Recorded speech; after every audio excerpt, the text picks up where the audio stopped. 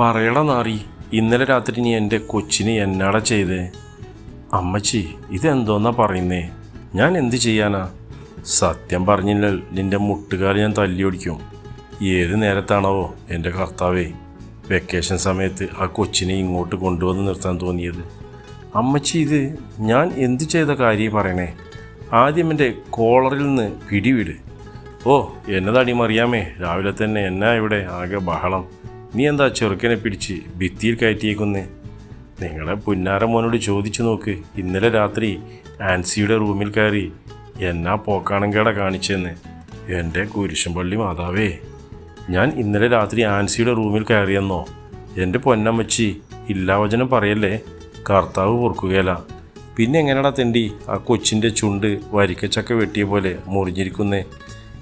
ചുണ്ടിൽ മുറിവോ? ആ എനിക്കൊന്നും അറിഞ്ഞൂടാ. നിനക്ക് ഞാൻ അറിയിച്ചു തരടാ കുരുത്തം കെട്ടവനെ. എൻ്റെ പുണ്യാളാ, ഇനി ഞാൻ അന്നമ്മയോട് കറിയാച്ചനോടും എന്തു പറയും? നീ ഒന്ന് അടങ്ങ് മറിയാമേ. ഇനി ഒച്ച വെച്ച് നാട്ടുകാരെ കൂടി അറിയിക്കണ്ട. ഡാ സത്യം പറ, നീ ഇന്നലെ അവളുടെ റൂമിൽ പോയോ? ദേ പോക്കിരിത്തരം പറയരുത്, അപ്പനാണെന്ന് ഞാൻ നോക്കുകയില്ല. ഷടാ, ഇതിപ്പം കെട്ടുപ്രായം കഴിഞ്ഞിട്ടും ഞാൻ പെണ്ണ് കെട്ടിയിട്ടില്ല. അത് നേരാ എന്ന് വെച്ച് നാട്ടിലെയും വീട്ടിലെയും പീഡനക്കേസ് ഒന്നും എൻ്റെ തലയിൽ കെട്ടി വയ്ക്കാൻ നോക്കണ്ട. അങ്ങനെയാണെങ്കിൽ അമ്മച്ചി അപ്പനെയും സംശയിക്കേണ്ട. കൈവേരുടെ മോനെ, നല്ല പ്രായത്തിൽ തോന്നിയിട്ടില്ല, എന്നിട്ടാ ഈ വയസ്സുകാലത്ത്. അതെ, നമ്മൾ മൂന്നും കൂടി ഇവിടെ കിടന്ന് തല്ലി പിടിച്ചിട്ട് കാര്യമില്ല. സത്യം അറിയണമെങ്കിൽ അവളോട് തന്നെ ചോദിക്കണം. അമ്മച്ചി ആൻസിയെ വിളിക്കേ. അതെ, നീ ആ കൊച്ചിനെ ഇങ്ങ് വിളിച്ചോ. ഇപ്പോൾ അറിയാലോ സത്യം. ആൻസി മോളെ, നീ ഇങ്ങ് വന്നേടി. മോള് വിഷമിക്കണ്ട. പറ, എന്നതാ ഇന്നലെ രാത്രി ഉണ്ടായേ? എനിക്കൊന്നും അറിയില്ല ആൻറ്റി. രാവിലെ എണീറ്റ് മുഖം കഴുകിയപ്പോയാ ഞാൻ തന്നെ അറിയുന്നേ. കണ്ടോ, ഇപ്പോൾ മനസ്സിലായില്ലേ ഞാനല്ല എന്ന്? ഞാൻ അവളുടെ റൂമിൽ കയറിയാൽ അവൾ അറിയില്ലേ? അതും ചുണ്ടൊക്കെ ഇങ്ങനെ കടിച്ചു പൊട്ടിക്കുമ്പോൾ. നീ വല്ല ഉറക്ക ഗുളികയും കലക്കി കൊടുത്തും കൊണ്ട് കാണും. പറയടാ മഹാഭാവി, നീ ആ കൊച്ചിനെ വേറെ വല്ലതും ചെയ്തോ? ഇതെന്ത് പരീക്ഷണമാണ് എൻ്റെ കർത്താവേ. ആൻസി, നിന്നെ ഞാൻ സ്വന്തം അനിയത്തി കൊച്ചായിട്ടാണ് കണ്ടേക്കണേ. നീ ഒന്നുകൂടി ഒന്ന് ഓർത്തു നോക്കിയേ, ഇന്നലെ രാത്രി എന്നതാ സംഭവിച്ചതെന്ന്? ഇല്ല ഷിൻസിച്ചായ, എനിക്ക് ഒന്നും ഓർമ്മയില്ല. രാത്രി ഞാൻ നല്ല ഉറക്കത്തിലായിരുന്നു. കണ്ടോ, ഞാൻ പറഞ്ഞില്ലേ അവൻ വല്ല ഉറക്ക ഗുളികയും കൊടുത്തു കാണുമെന്ന്. അങ്ങ് മെഡിക്കൽ സ്റ്റോറിലോട്ട് ചെന്നാൽ മതി, ഉറക്ക ഗുളിക ചാക്കിൽ കെട്ടിത്തരും. മണ്ടത്തരം പറയാതെ അമ്മച്ചി ഒന്നും മിണ്ടാതെ ഇരിക്കുമോ? മറിയാമേ, നീ ഇങ്ങ് വന്നേടി. എന്നതാ ചായ? സംഭവിക്കാനുള്ളത് എന്നതായാലും സംഭവിച്ചു. പിള്ളേരല്ലേ, പറഞ്ഞിട്ട് കാര്യമില്ല. ഇനിയിപ്പോൾ അതാണ് കർത്താവിൻ്റെ തീരുമാനമെങ്കിൽ അങ്ങനെ അങ്ങ് നടക്കട്ടെ. നിങ്ങളിത് എന്തോന്ന് പറയുന്ന മനുഷ്യ? ഞാൻ കറിയാച്ചനോട് പോയി കാര്യങ്ങൾ ധരിപ്പിക്കാം. അധികം വൈകാതെ നമുക്ക് ആ കെട്ടങ്ങ് നടത്താം. ഇനിയിപ്പോൾ വേറെ വല്ലതും സംഭവിച്ചിട്ട് പേടിക്കണ്ടല്ലോ. ഇതൊക്കെ നടപടിയാവുന്ന കേസല്ല. പിന്നെ കറിയാച്ചൻ സമ്മതിച്ചാലും അന്നമ്മ സമ്മതിക്കുമെന്ന് തോന്നുന്നുണ്ടോ? അതൊക്കെ ഞാൻ പറഞ്ഞ് സമ്മതിപ്പിച്ചോളാം. ഒന്നുമില്ലാതെ നമ്മളൊക്കെ ബന്ധുക്കാരല്ലേ. പിന്നെ നമ്മുടെ ചെറുക്കനും മോശമൊന്നുമല്ലല്ലോ. ആവശ്യത്തിന് പഠിപ്പും നല്ലൊരു ജോലിയുമില്ലേ. എന്നാലും ഇച്ഛായ, അവർ സമ്മതിച്ചാലും ആ കൊച്ചിന് ഇഷ്ടം വരണ്ടേ? അതൊക്കെ ഇഷ്ടമാവും. ഇല്ലിൽ ഇത്രയും സംഭവിച്ചിട്ട് അവൾക്ക് നല്ല കുലുക്കവും ഉണ്ടെന്ന് നോക്കിയെന്ന് കരഞ്ഞു പോലുമില്ല കൊച്ച്. അത് നേരാ, ഞാനും അത് ശ്രദ്ധിച്ചായിരുന്നോ? എന്നാവാ ആദ്യം ഇതിങ്ങളോട് പോയി പറയാ? അതെ, രണ്ടുപേരും ഇങ്ങ് വന്നേ. ഒരിക്കലും സംഭവിക്കാൻ പാടില്ലാത്ത കാര്യങ്ങളാണ് ഇന്നലെ സംഭവിച്ചത് എന്നറിയാം.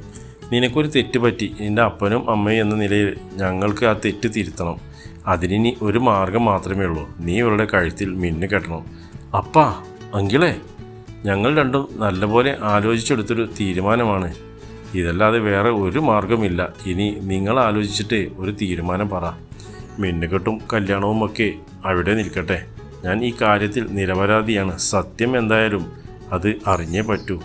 ഇവനിത് പിന്നെ. ആൻസി, നീ ഒന്നുകൂടി ഒന്ന് ആലോചിക്ക്. പറഞ്ഞേ, രാത്രി ഉറങ്ങാൻ പോകുമ്പോൾ നീ കതകടച്ചായിരുന്നോ? ആ കതകടച്ച് കുറ്റിയിട്ടായിരുന്നു. രാവിലെ എണീക്കുമ്പോൾ കതക് തുറന്നാണ് കിടന്നത്. അല്ല, രാവിലെ ഞാനാ കതക് തുറന്നത്. ഉറപ്പാണോ? അതെ, അതൊക്കെ എനിക്ക് നല്ല ഓർമ്മയുണ്ട്.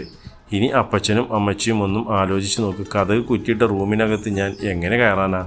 അഥവാ കതക് കുത്തി തുറന്ന് അകത്ത് കയറിയാൽ തന്നെ പിന്നെ ഇങ്ങനെ ആ കതക് അടച്ച് കുറ്റിയിട്ട് ഞാൻ പുറത്തിറങ്ങും.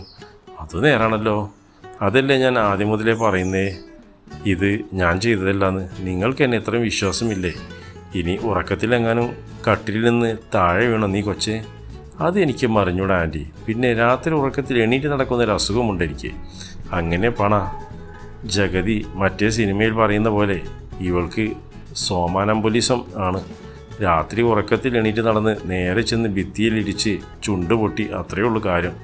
എൻ്റെ കർത്താവേ, ഇതിനാണോ ഞാൻ എൻ്റെ കൊച്ചിനെ ചുമ്മാ എത്ര സംശയിച്ച്?